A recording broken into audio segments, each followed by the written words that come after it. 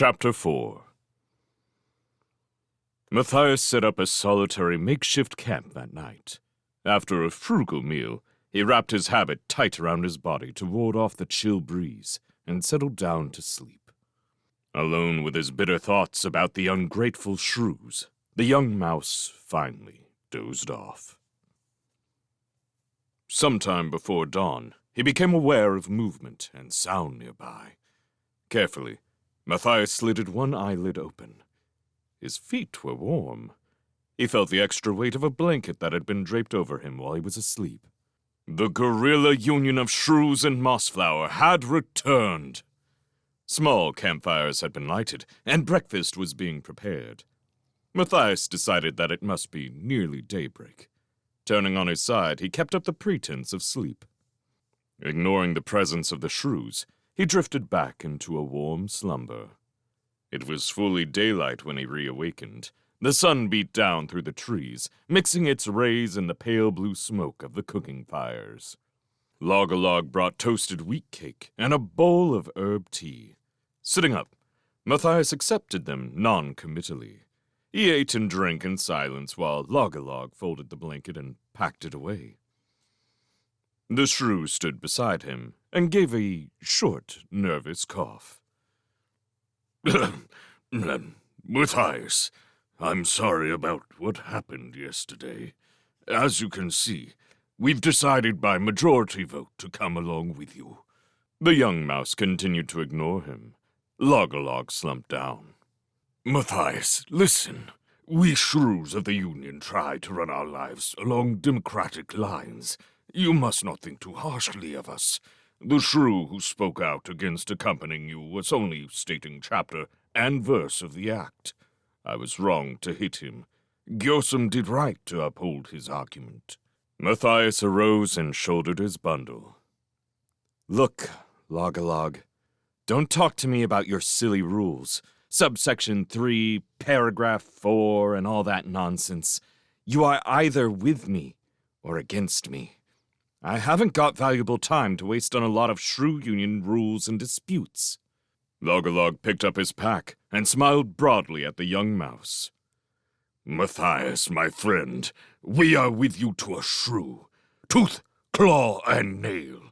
Lead on, bold warrior. Matthias laughed in open relief. Well, let's get started, friend Log-a-Log. We've got an adder to fight and a sword to win. Surrounded by a band of shrews that had started quarreling over the best route to the quarry, Matthias marched stolidly forward. They trekked through the trees, leaving Mossflower Wood far behind, across open ground, giving the farmhouse a carefully wide berth, breaching hawthorn hedges and spanning dried-out ditches, through several fields that lay fallow in the summer stillness. A halt was called at lunchtime on the banks of a slow, broad river. Matthias sat next to Jacques during the midday meal. It would be the last cooked food they would get.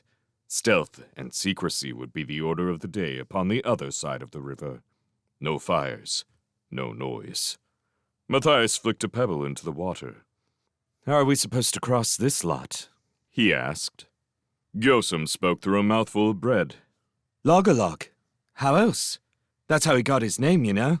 His father and his father's father before him were all called Log-a-Log. The whole family were all fairy shrews on this river. If you needed to cross the water, you stood on the bank and shouted, Log-a-Log!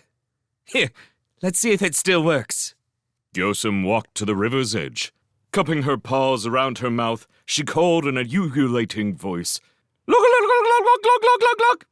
The older shrew appeared out of a reed bed, balanced upon a large floating tree trunk, which he propelled skillfully with a long pole into the side of the bank. Angrily he sprang ashore, upbraiding Jacques. Puddin-headed shrew, do you have to broadcast the fact we're here? Shouting out like a great foghorn. We'd better strike camp and get across now, before someone comes. I was only showing Matthias how to call for the fairy shrew. Jacques muttered surlily. Is that all? Said Log-a-Log heatedly. Then why don't you show him the snake tracks in the mud there? Or didn't you notice them? Asmodeus passed through here not 4 hours ago. He's probably gone hunting in Mossflower Wood. It's a mercy we didn't bump into him. He might come back this way before the day is through." Matthias stared in horrified fascination at the broad, slimy path that had been left in the mud by the snake. The shrews had all clambered hastily aboard the strange craft. "Hurry along, Matthias! All hands on deck!" Log-a-Log hissed. Despite the danger of the enterprise, the young mouse actually enjoyed the ride across the river on the tree trunk. Several of the shrews dug lines out of their packs and fished successfully, amassing quite a tidy little catch before the ferry nosed into the opposite bank with a gentle bump. The shrews disembarked, and Matthias helped Log-a-Log to conceal the ferry in some bulrushes. I was thinking, Matthias mused, do you suppose we could all hide somewhere? That way we might see Asmodeus return and track him to his lair. "That's exactly what I had planned myself," the shrew replied. "If we spread out along the bank and remain hidden, then we will make a good chance of spotting Poison Teeth. It's a good idea, but I can see a drawback. Supposing the adder catches the scent of shrews, there are so many of us that it's a distinct danger." Then again, Matthias argued, would it not be better if we make our way to the quarry and waited there? Asmodeus is bound to head for home. "I wish it were that simple, my friend," Log-a-Log replied. "The land around the quarry offers no concealment, too flat and bare. Poison Teeth is full of ancient cunning, too. He may have a secret entrance outside the quarry itself. I think it is best we wait here. I'll spread the comrades out in a line. We'll all keep watch." Throughout the long afternoon, Matthias lay hidden at the base of a lilac bush. He was within calling distance of shrews secreted a short distance away, as they were of their neighbors farther along. Fully a half-mile of the bank was covered in this fashion. Whoever spotted Asmodeus was to report, after letting 1 minute elapse, to Matthias, who was positioned roughly at the center of the line. Jacques and Log-a-Log were stationed on either flank. The blazing sun hung over the watchers like a fiery disk. Matthias kept his sights on the river and the ground in front of him, not daring to move, whether to eat, drink, or scratch. He was forced to endure the unwelcome attention of inquisitive flies and insects that buzzed about and walked across him at their leisure. Often he would focus so hard that his imagination played tricks. A slight ripple upon the water, or a vagrant breeze through the grass, became Asmodeus. He would blink and reassure himself that it was only a product of his tensed mind. The young mouse lost track of time until he became aware of the sun starting to sink in a reddening sky, heralding the twilight. Surely the snake must pass this way soon. As complete darkness descended, a shrew sneaked up through the grass and tapped Matthias's shoulder. What's the matter? Has Asmodeus been sighted? Matthias asked. The shrew pointed out along the flank that Jacques headed. I don't know, Mouse. You better come and see for yourself. I'll go and get Log-a-Log. Matthias scrambled out from beneath the lilac. Something must have gone wrong. Throwing caution to the winds, he dashed along the riverbank. Other shrews left their hiding places and followed him. Jacques was seated upon the open ground, her eyes wide with fright, teeth chattering madly, her whole body trembling like a leaf. Log-a-Log came racing up. Matthias shouted to him, "Jacques in a state of shock! Help me! Let's get her into the water!" Grabbing Jacques between them, they rushed into the shallows and ducked her under the surface of the river. She came up, spluttering, but coherent. Giant Poison Teeth! The snake! Asmodeus! He was here! I didn't spot him until it was too late. He's taken Mingo. Gave him the magic eyes, then bit him and dragged him off. Poor Mingo. It was horrible. Horrible, I tell you. Rotten, filthy reptile! Jacques flung herself down, sobbing into the grass. Log-a-Log pulled her roughly to her feet. "Come on, don't lie there crying, shrew. The adder probably left a good wet trail for us to follow. Where did it happen?" Jacques ran shakily some distance to the left. She pointed to the ground. Right here. You can see the great slithering marks. Look! The evidence was quite clear. The wet path and the dry grass gleamed in the dark. They followed the trail with Matthias and Logolog in the lead. It twisted and turned tortuously, over small hillocks, through hedges and across fields. Even when the wetness stopped, there was the musty odor of death clinging to the ground. At the top of a small rise, Matthias dropped into a crouch, signaling everyone to do likewise. He pointed downwards. Look, Logolog. There. Spread out beneath them was a vast, disused quarry. It was as if some gigantic hand had scooped a great hole in the landscape. The shape was roughly oval. The steep red sandstone sides were terraced halfway around into long, flat shelves. Piles of fallen stone were dotted about amid the defunct workings. The scant vegetation lent the quarry an air of stark desolation. They lay on the edge of the pit, straining their eyes into the dark floor area below. Steadily, Logolog gave orders to the gorilla shrews to retire back across the field where they could rest up and eat a much-needed meal.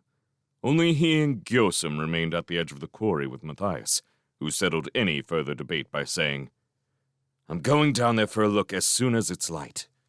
"If you must go, then we will come with you," murmured Logolog. Matthias shook his head. "No, I cannot allow it. It's far too dangerous." Gyosim, who was fully recovered, spoke out courageously. "You cannot stop us, Matthias. You are not a Union member. Therefore, we are not under your command. The rules clearly state this, so the decision is out of your paws. We go. You and Logolog get some sleep. I'll take first sentry duty." The three friends slept in turns, relieving one another through the long watches of the night hours. Matthias was on duty when the first fingers of dawn probed the quarry. What a difference daylight made to the sinister nighttime appearance of the scene below. The sandstone ranged through a spectrum of pale sunlight gold, banded through every shade of yellow, fawn, umber, brown, down to the dusty red sandstone that must have been hewn out in distant ages to provide the masons with material to build Redwall Abbey. He aroused his companions to view the awesome spectacle. To think that all this peaceful beauty should hide such cold evil, he breathed wonderingly. In silent file they began the descent. The going was not too hard. There were lots of handholds and steps, and the sandy rock was quite firm, not at all slippery. It took less than an hour for the three friends to climb down. They stood together on the flat quarry floor, gazing around. "Supposing Poison Teeth decides to hunt today," whispered Gyosim. "I have a feeling he won't," Logolog replied. "Asmodeus got a full day's hunting yesterday. With the unexpected bonus of poor old Mingo on his way home, he'll probably sleep through today and go out to hunt tonight." "So that gives us all day to find out where he is," added Matthias. "Shall we look together or split up?" "Stick together," said Gyosim, as she and Logolog drew their short rapiers. Matthias took out his dagger. They started searching the quarry for a possible hole or concealed entrance. The trio scoured the lower slopes, poking and probing. They inspected underneath stunted bushes, turned over chunks of rock, crawled beneath huge slabs, always watching keenly for the telltale single-winding track of the adder. The silence was oppressive. There was neither birdsong nor the hum of insects inside the sunken arena. Having crisscrossed the floor, they progressed to the middle terraces, but the results were equally disappointing. All morning they had searched the quarry without any success. At midday, Logolog called a halt. They sat on a flat table-shaped rock halfway up and shared a hardtack lunch followed by a canteen of water. It was not a cheerful meal. They each sat with their own thoughts. Finally, Gyosim stood up, dusting her fur off. She clapped her paws together in a brisk manner, urging her companions to resume the task. "Right? Come on, you two. We've only got half a day left." Matthias and Logolog gathered up their packs and weapons as Gyosim leaned on the side of a narrow slab and continued her summary. "If we search around the top lip this afternoon, That only leaves us the here. The echo of the cry hung upon the still air. Gyosim was gone. The narrow slab she had been leaning against swung loosely on a pivot. They had found the entrance to the lair of Asmodeus Poison Teeth.